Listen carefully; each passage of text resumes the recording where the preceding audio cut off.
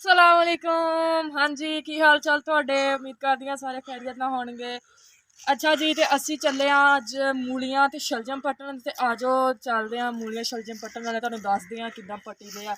ते अच्छा जी, चलो चलदे हां मूलियां। अच्छा जी, ते हुण असी अमरूदां वाले बाग कोल पहुंच गए हां। तुसीं देख सकदे हां कि किड्डा प्यारा व्यू है इर्द गिर्द दा।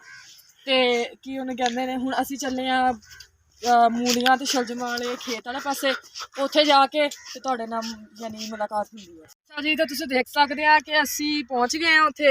आ हुण गोभी लगी हुई आ ते इर्द गिर्द तुसीं देख सकदे आ उन्होंने पट्ठे वगैरह बीजे हुए अपने सारे।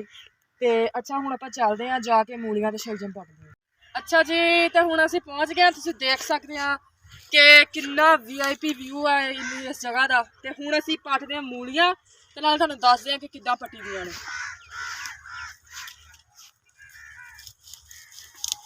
निकला आ देखो जी, किड्डी वड्डी मूली पट्ट लई। हुण इहदे आपां नूं छिलके लाने आ।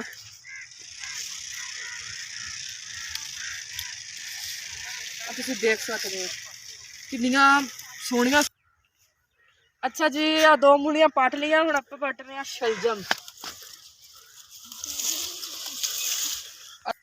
आ देखो जी, एक शलजम तोड़ लिया। इनू आपां अपने हाथ च फड़ के इहदे छिलके ला दिन्ने आ। इनू इत्थे रख दिन्ने, आप ही चक लैणगे। एक होर तोड़दे आ देखो, आ दो शलजम ले आ तोड़, दो मूलियां तोड़ लियां। आ जाओ जी, चलदे आ इत्थे। अच्छा जी, ते आ देख सकदे हो तुसीं किन्ने सारे थैले भरे हुए आ। इहदे विच धनिया वा। ते एह् जेह्ड़ा धनिया वा उन्होंने वड्ढ के इन्हां दी गुट्टियां बना के इत्थे आके रखिया होया वा। ते एह् सुबह हुण बाजार लैके जाणगे ते उत्थे यानी इन्होंने बाजार च बेचणगे। ते आपां चलदे आ धनिया वाली साइड ते पुछदे आ उन्हां नूं कि किद्दां गुट्टियां बनाउंदे आ ते किद्दां वड्ढदे पे आ। जी, तुसीं देख सकदे आ सारा धनिया वा। ते इधर तुसीं देख सकदे आ कनक दे विच जेह्ड़ी आ सरों एड्डी एड्डी होई होई आ। ते हुण जित्थे ओह गुट्टियां बनाउंदे पे आपां उत्थे चलदे आ। अच्छा जी, तो हुण असीं इंटर हो गए आ। तुसीं देख सकदे आ सारी पालक लगी हुई आ। विच लग्या होया बाथू जिहड़ा आपां पान्ने आ साग दे विच। तुसीं दिखाओ, देख सकदे आ। दिखाओ जी इधरले पासे इन्हां नूं। चलो जी, चलीए हुण आपां जित्थे धनिया वगैरह यानी उन्होंने लगाया होया।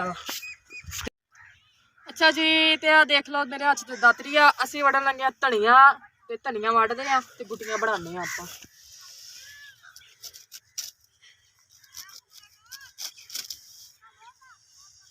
बहुत ठंडा धनिया वा ये तां माशाल्लाह, इन्ना हरा वा ना, तुसीं देख सकदे हो। आ देखो जी, आ हुण इनूं लैके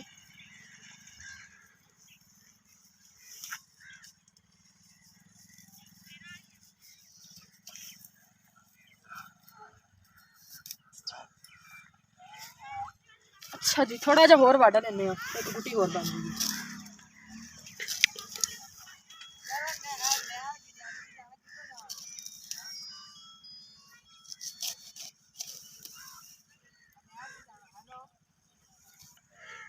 अच्छा जी, आ दूसरी गुट्टी भी आपां इहदी वड्ढ लई है। हुण इनू बन के ते हुण चलिए जेह्ड़े शलजम ते मूलियां तोड़ियां सी ना उन्हां नूं धो के लिआने आपां। आए अच्छा जी, आ देख सकदे हो किन्ना कुछ है हुण मेरे हाथ च। हुण जल्दी जल्दी जाने आ, जाके ते इन्हां नूं धो के लैके आने आ।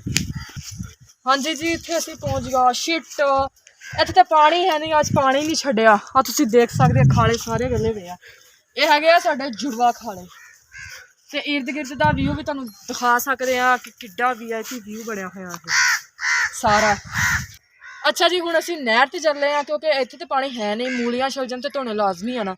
जाने आ ते देखदे आ नैह्र ते पानी हैगा कि नहीं है। आ तुसीं देख सकदे आ इर्द गिर्द ते किक्कर लगे आ, नहीं शरी लगे हुए हैं, सॉरी।